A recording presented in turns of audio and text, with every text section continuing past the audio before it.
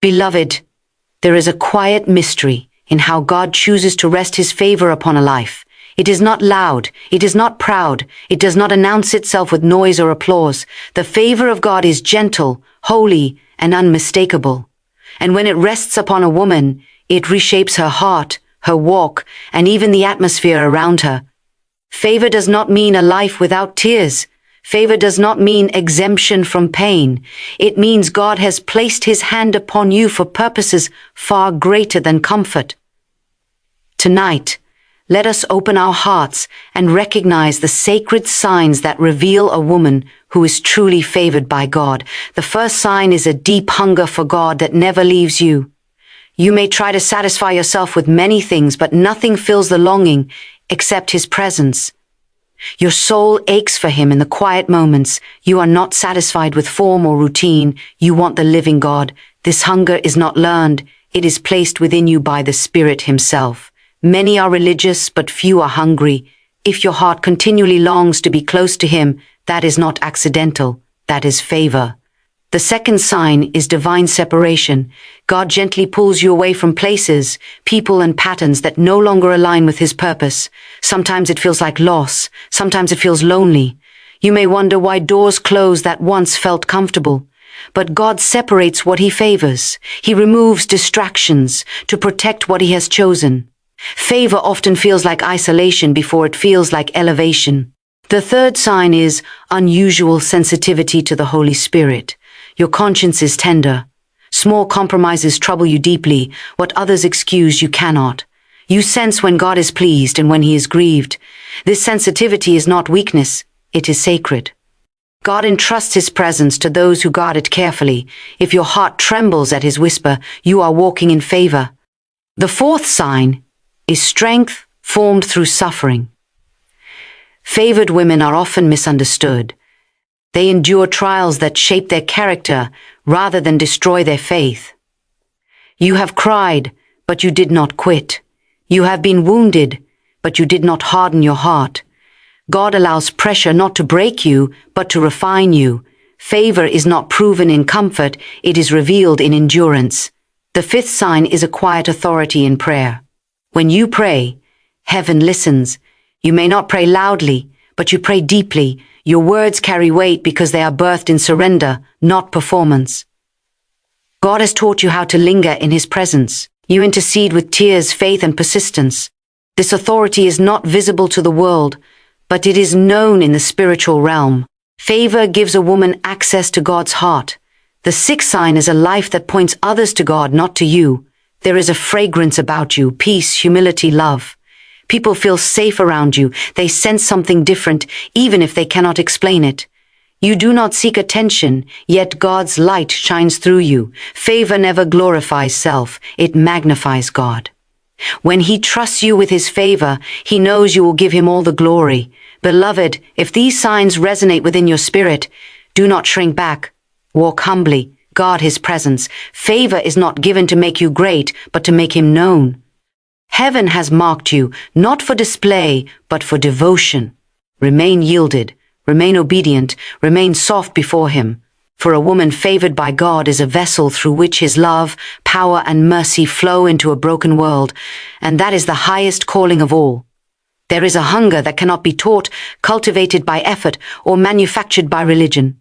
It is a holy ache placed deep within the soul by God himself. This hunger does not come from fear, duty, or tradition. It comes from love.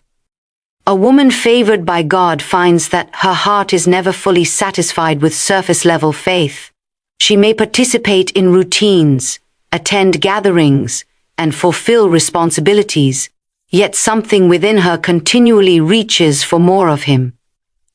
This longing is not loud, but it is persistent, pulling her toward the secret place where God reveals himself.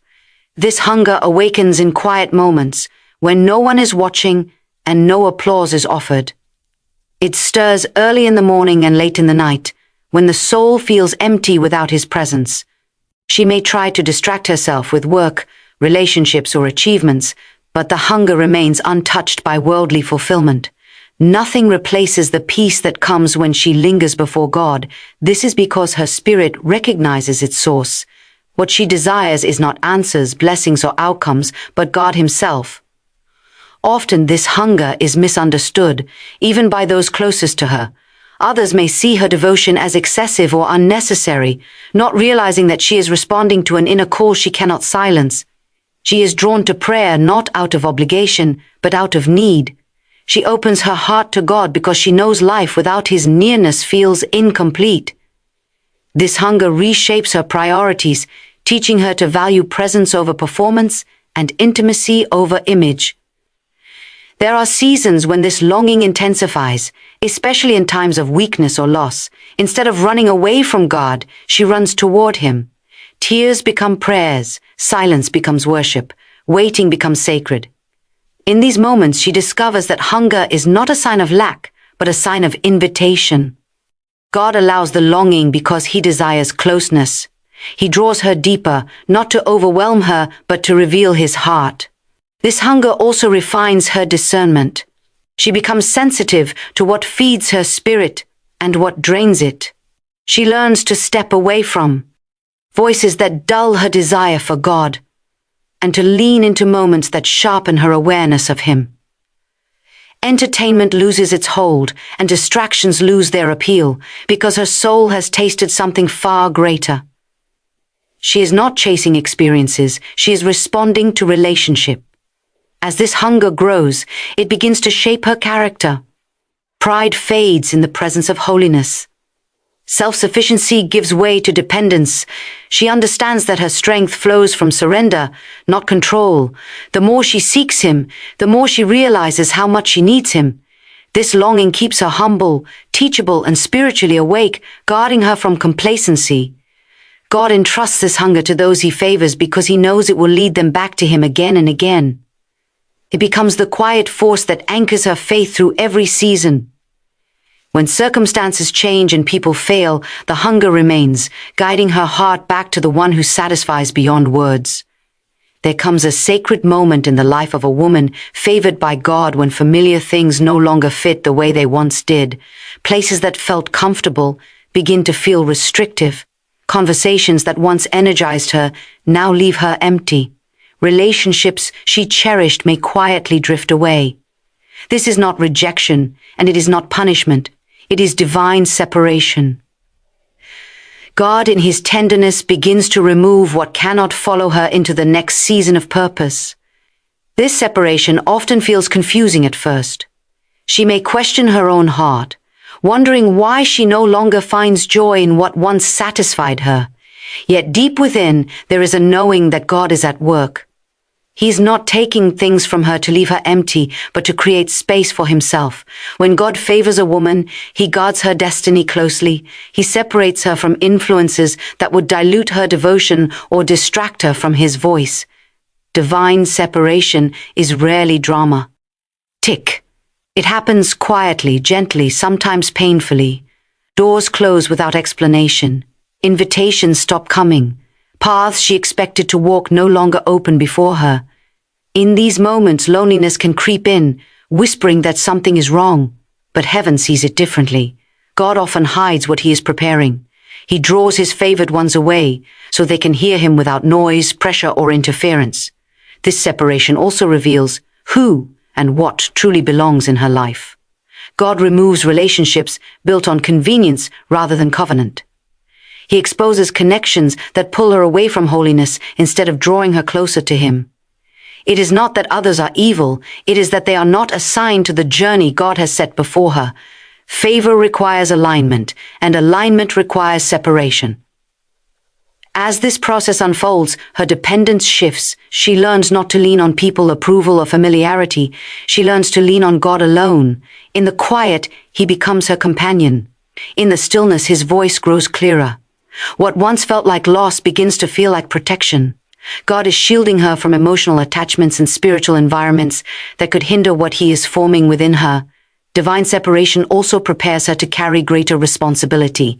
God cannot pour new wine into old structures. He cannot entrust deeper revelation to a heart crowded with distractions. So He simplifies her life, not to reduce her joy, but to increase her capacity. Every removal is intentional. Every pruning is purposeful.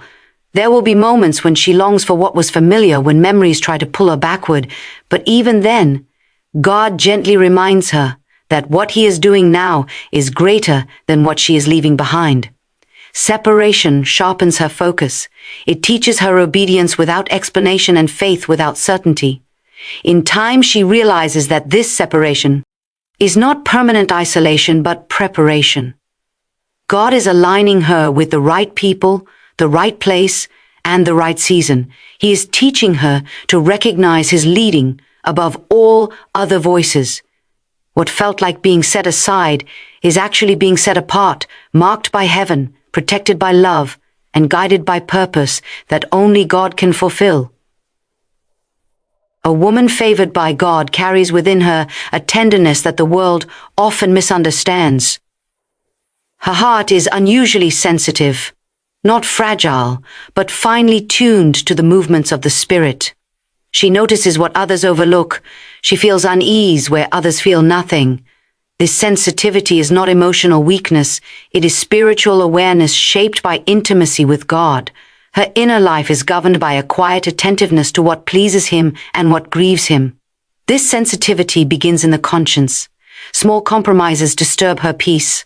Words spoken carelessly weigh heavily on her heart. Choices that seem harmless to others prompt her to pause and pray. God has trained her spirit to recognize His gentle warnings. She cannot ignore them without discomfort, because obedience has become her refuge. Where others rely on logic or convenience, she relies on discernment. Obedience for her is not forced submission but loving response. She obeys because she trusts the one who leads her. Even when she does not fully understand, she follows. There are moments when the Spirit prompts her to wait, to be silent, to walk away, or to step forward without explanation. These promptings may not make sense to those around her, but her heart has learned the safety of surrender. This sensitivity also makes her deeply aware of spiritual atmospheres. She discerns when peace is absent and when truth is compromised. She senses when a situation requires prayer rather than reaction. Because of this, God often uses her as a watchful presence, someone who quietly intercedes before problems become visible. Her obedience becomes a shield, not only for herself, but for others connected to her life. At times, this sensitivity feels costly. She cannot blend in easily. She cannot ignore conviction or silence her spirit to please people. There are moments when obedience demands sacrifice, when she must choose faithfulness over familiarity. Yet even in the cost, there is peace. Her spirit rests because she knows she is aligned with God. God entrusts greater clarity to those who respond quickly to His voice. Each act of obedience sharpens her hearing. Each surrendered choice deepens her awareness. Over time, her sensitivity becomes refined, not overwhelming, but steady and grounded. She learns to distinguish between emotion and instruction, between fear and conviction.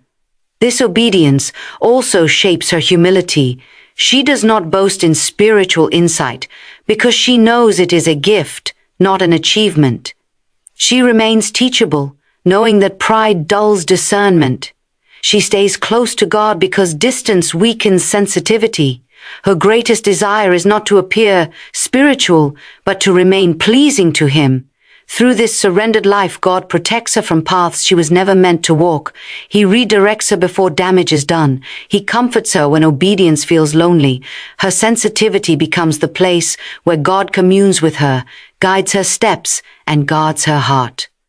In a noisy world, her attentive spirit becomes a sanctuary where the Holy Spirit is welcomed, honored, and obeyed. There is a strength that is not born from confidence, talent, or control, but from surrender. And a woman favored by God carries this kind of strength within her spirit. It is not loud or aggressive, yet it is unshakable. Life has tested her in ways others may never see. She has faced disappointment, betrayal, waiting seasons, and silent battles, but instead of becoming hardened, she has become grounded. Her strength was not formed in moments of ease, but in moments when she chose to trust God without understanding. This strength reveals itself most clearly in how she endures suffering. She does not deny the pain or pretend it does not exist. She feels deeply, grieves honestly, and brings every wound before God. Instead of allowing suffering to make her bitter, she allows it to make her dependent. Each trial presses her closer to the heart of God, where her faith is refined and her character is shaped. What could have destroyed her becomes the very thing that deepens her relationship with Him. Surrender is the posture that sustains her. She has learned that control brings exhaustion, but surrender brings peace. When circumstances fall beyond her ability to fix, she places them into God's hands. This does not mean she is passive. It means she is trusting. She moves when God says move and waits when He says wait. Her strength lies in her willingness to yield, even when yielding feels like weakness to the world. Through this surrendered life, God develops a quiet authority within her. She does not demand respect, yet it follows her. She does not force outcomes, yet things shift when she prays. Heaven responds to her humility. Her authority is not rooted in position but in alignment. Because she submits to God, the spiritual realm recognizes her voice. Her prayers carry weight, not because of volume or eloquence, but because they are offered from a surrendered heart. This authority is often revealed in stillness rather than action. She knows when to speak and when to remain silent. She understands that some battles are not won through words, but through trust. Her calm in chaos becomes a testimony of God's presence in her life. Others may panic, but she remains anchored because her confidence is not in circumstance, but in God's faithfulness. Surrender also teaches her resilience. She rises after being broken, not with pride, but with wisdom. She carries scars, but they do not define her. Instead, they remind her of how God carried her through. Each setback strengthens her discernment. Each delay deepens her patience. She no longer measures strength by speed or success, but by faithfulness. God forms this kind of strength in those He favors because He can trust them with influence. A surrendered woman does not misuse authority or seek recognition. She knows her power flows from obedience and humility. Her life becomes evidence that true strength is found not in holding on, but in letting go, resting fully in God and standing firm in the quiet authority that only surrender can produce.